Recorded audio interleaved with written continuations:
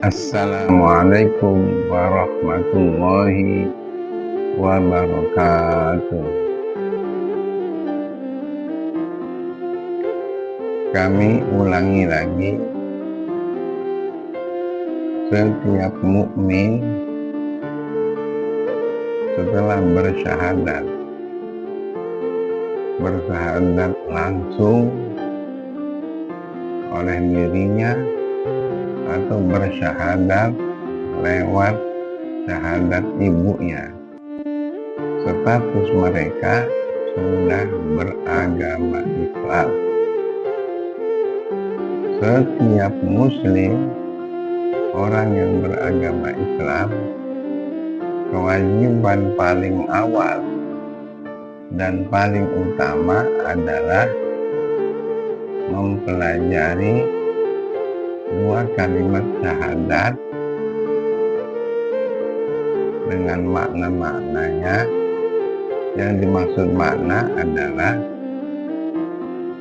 hal-hal yang berkaitan dengan kesaksian dalam syahadat itu sendiri, termasuk sifat-sifat Allah, pekerjaan Allah, dan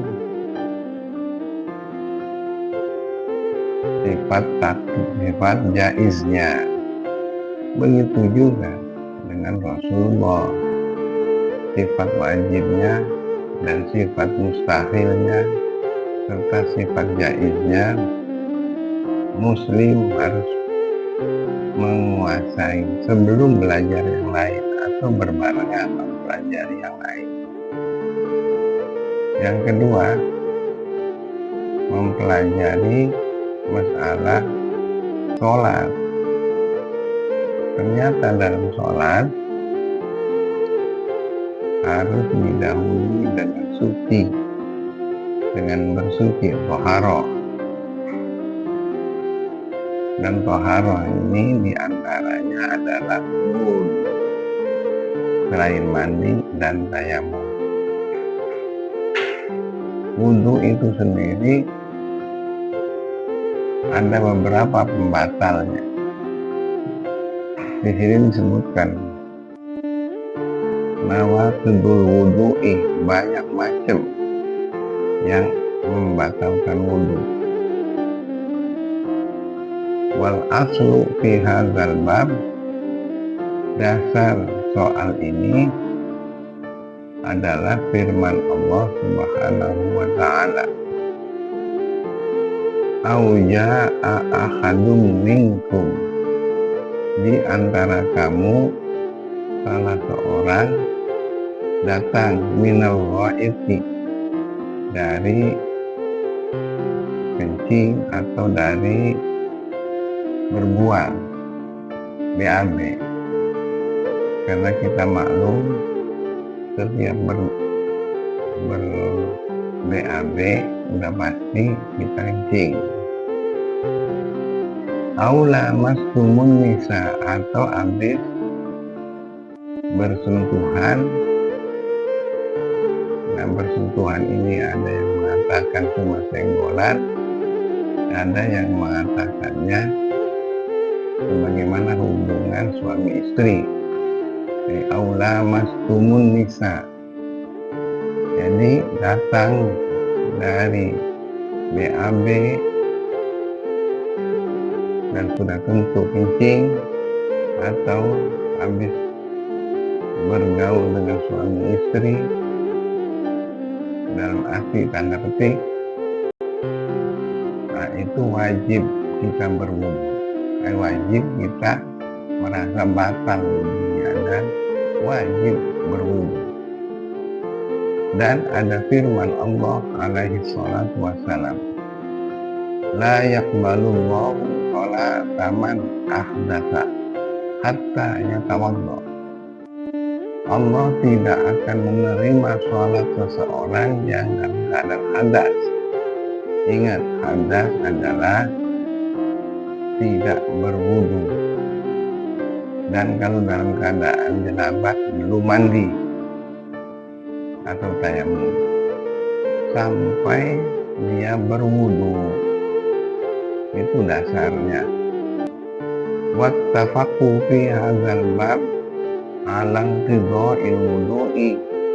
Para ulama sepakat tentang rusaknya wudhu atau batalnya wudhu minal bauli wal ghaiti, disebabkan kencing dan disebabkan BAB, bahkan wardih dan disebabkan kentut. Lihsihatil asar, karena banyaknya hadis-hadis dari para sahabat.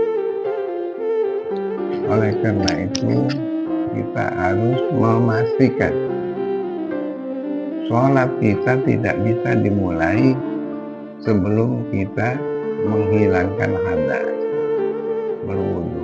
Kenapa ini Abayi katakan? Sekali lagi, Abayi menyaksikan ketika khotib sedang berkhutbah, jamaah tidak semuanya mendengarkan khotib, tapi ada yang sempat tidur.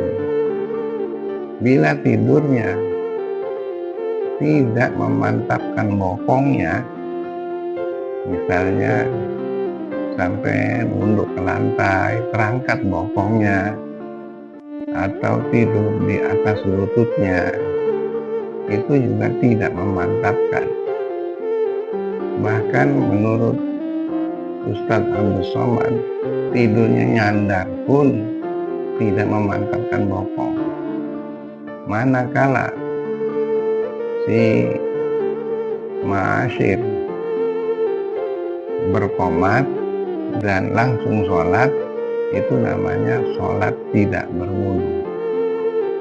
Nah, maka perhatikan, bila kita mengalami hal itu, silahkanlah wudu dulu, baru kemudian menyusul, tapi jangan terlalu banyak ketinggalan pada hari Jumat. Di antara para ulama dikatakan Jumat manakala berbarengan takbirnya sama imam, itu diantaranya. Tapi diantaranya pula masih toleran, baru ketinggalan 1 rakaat masih bisa sholat Jumat. Tapi jangan berlari-lari, jangan keburu-buru. Makanya kami himbau kepada yang membangun masjid, siapkan tempat wudhunya, WC-nya yang mudah dijangkau dan cepat sampai. Jangan ditaruh terlalu belakang, terlalu jauh. Jadi ada juga yang bisa membangun, disebut khola. Khola itu tempat berbuang saja. Di situ haram kita menyebut nama Allah dan Rasul. Tapi di tempat wudhu tidak ada keharaman, karena tidak ada khola, tempat kotor. Mudah-mudahan kita semua dapat memperhatikan ini. Wallahu a'lam. Mohon maaf. Billahil hidayah wa taufiq wal inayah. Wassalamualaikum warahmatullahi wabarakatuh.